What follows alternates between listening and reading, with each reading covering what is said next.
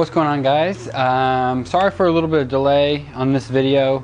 Been traveling quite a bit and doing a whole lot of housework and all kinds of stuff, but we're out here today. Looks like it's about to rain, but the main thing I want to get done in this video is actually fire the bike up. So I got my auxiliary fuel tank in so I can fire up the bike and make sure the tune's, close, the timing and everything's all good, the carbs aren't leaking, and kind of all that general stuff.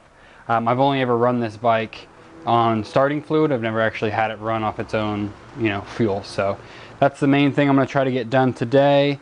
I did use POR 5015. I'll put a link to it in the description to seal the inside of the tank, so that's totally done. All I need to do for the tank now is get some like M3 hardware, really thin hardware for the actual cap itself and the latch, because the factory stuff is bent and broken and doesn't work. So I'm looking for some small bolts or something like that, or maybe even, I don't want to use a cotter pen or something like that, but kind of more permanent hardware solution for that kind of stuff. Yeah, that's pretty much it. I want to thank you guys. I just hit 4,000 subscribers this past weekend, which is totally awesome. I'm very excited about that. So I appreciate everybody subscribing to the channel. Let's get to it.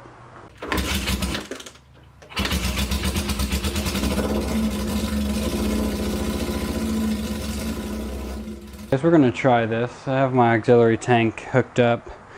I'm not fully convinced that fuel is making it all the way to the number 3 and number 4 carbs, but we're gonna see what happens anyway. My battery is a little bit low on juice, but yeah, we're gonna give it a shot. All right, let me shoot it with a little starting fluid and see if we can't encourage it.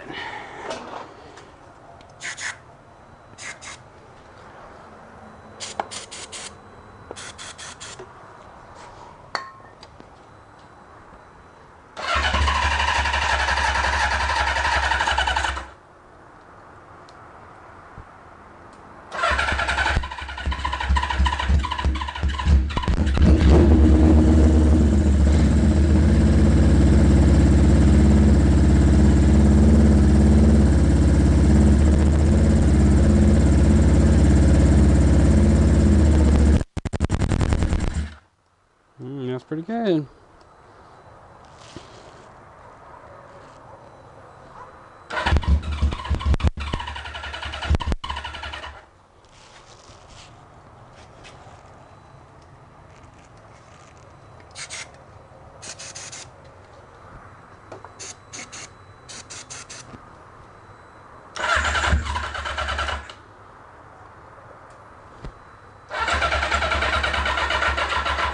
Now my battery's gonna die.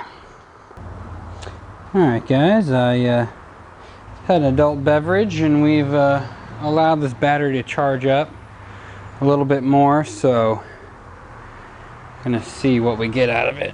Let me give it a couple more sprays. I am gonna have to pull these carbs back off to fix these problems.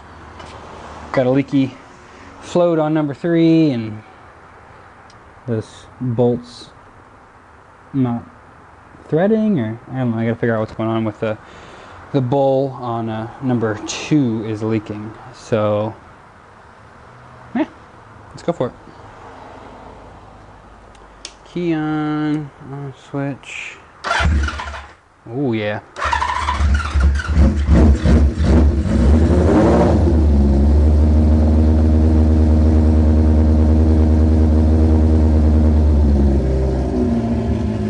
Oh yeah.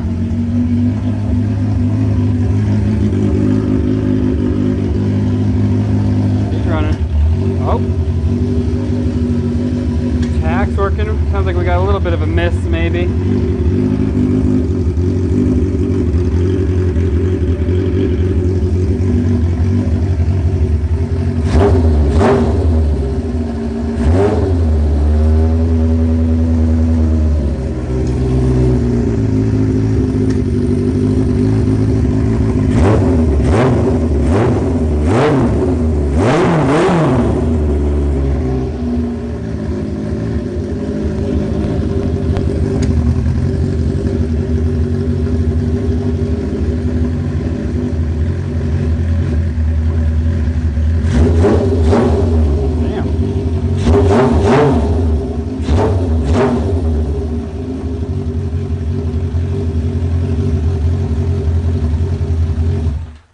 damn, I can't ask for much more than that. I don't even think I'm gonna have to sink these carbs. I mean, that was, I turned the idle down to probably 1300, somewhere around there. And I mean, you heard it when I was blipping the throttle. There was no dying, there was no, you know, sputter or anything right off idle, which is, you know, characteristic of the carbs needing to be synced. Shit, man. That thing runs way better than I expected it to. I'm not gonna lie. That's really awesome. Sounds good with that muffler too. This is, you know, obviously the first time I've heard it with that on there since we just put that on last week. Man, that is very encouraging. Oh. So I just have to, yeah, I mean, I just got to figure out the bowl, which is probably just stuck because, you know, these carbs have been sitting for, I don't even know how many years. So I probably just got to, you know, and since I've had it, they've been sitting for a couple of months. So I'm going to pull the carbs off, give them a nice carb clean, you know, spray them down with cleaner and stuff. We already cleaned out all the jets and everything, so that's not the issue. So it's probably just the float stuck a little bit, and then figure out a solution for, like I said, the 2 bolts on number 2. Shit, then we're going to throw the pod filters on and we're going to try to take this thing for a test ride. So it's going to, I believe it's going to rain today and tomorrow, of course, you know, as soon as the bike's ready to take out on the road. It's going to be rainy, but the rest of the week it's going to be really nice in the sunny and in the 70s. So really excited about getting this bike on the road. So yep, let's pull the carbs off and then yeah, figure out fix those 2 issues, and then we'll go from there. Alright, I pulled the carbs off and it looked like this float was just a little bit stuck. I did buy some carb cleaner, so I'm going to spray it all out real good, make sure that's all cleaned out and good to go. Hopefully that will stop our overflow problem from this carb. And these, it looks like the bolts that were in here, the threads on them were a little bit messed up. So I got new bolts from the store just now, and I'm going to try them out and see if I can't get away with just replacing the bolts, because it looks like the threads are still good in the casting itself. So I'm going to try that. Worst case scenario, that doesn't work. We're going to pull it off. We're going to re-tap it the next size bigger, and we're going to you know, see how that goes. But I trust that this is going to work, but I'll let you guys know. So that's where we're at so far. Next up after this is going to be finishing cleaning up the inside of the petcock, putting that on the gas tank so we can actually mount the gas tank up for the final time and run the fuel lines and put in the fuel filters and all that kind of stuff whenever we get these guys back installed. Alright, I think we're good. It looks like those new bolts worked out well for sealing the number 2 bowl here. And then I adjusted the float height on number 3, and it looks like it is sealing properly. So once I get it on the bike and actually get it properly level and everything, I'll have to kind of do a final check on it. But from what I can tell, you know, using my auxiliary tank and hooking it up, obviously I didn't have the fuel hose like this the whole time, but it seems like it's sealing properly now. So we're ready to go ahead and throw these back on the bike. Then like I said earlier, finish up putting this petcock back together. Then we're going to actually use the actual gas tank with fuel in it and see if we can't you know, get it all kind of running properly with its own gas tank and everything else. So that's the next step. Let's throw these back on and get the petcock done. I was about to throw the petcock back on, and some of the sealant I used, the POR 15, got into the threads. So I don't think I've ever showed this trick before to clean out the threads if you don't have a tap that's the right size. You can get a spare bolt. I have a whole just, you know, assortment of random nuts and bolts. I always keep them. One of the reasons is for this. So I don't know if this is going to focus on here. So I used the angle grinder and I cut a section out of this bolt just straight down the middle of it. Hopefully that you can see that. So now I can thread this in, and you can use this if there's, you know, rust in there, if there's something like this, whatever it is. And you can thread that all the way in there, and what happens is all of the junk in the threads gets stuck in that notch that you cut out.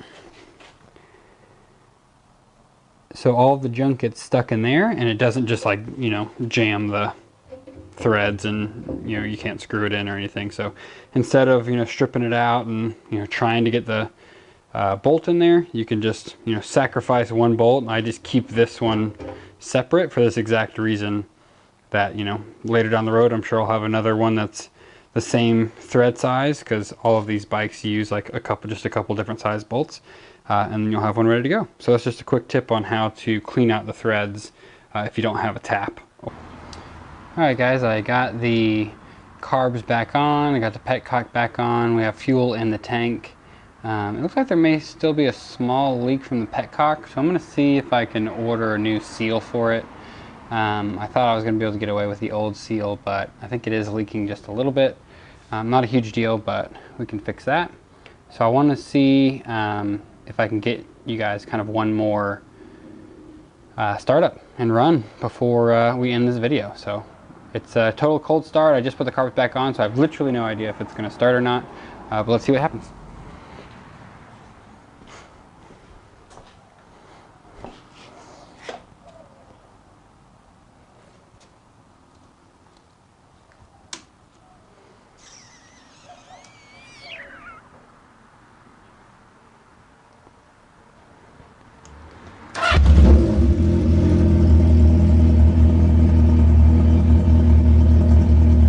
Moly.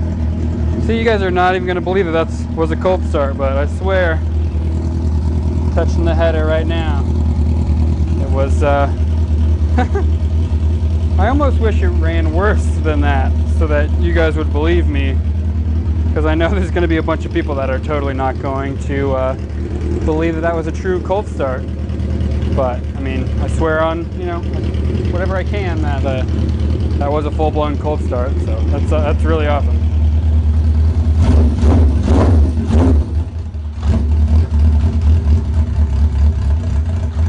Oh.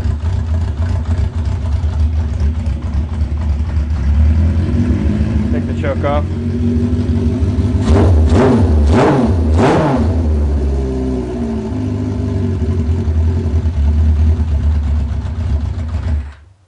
So definitely still, you know, going to take some tune-up and this way, some tune-up and stuff. But man, she runs really good.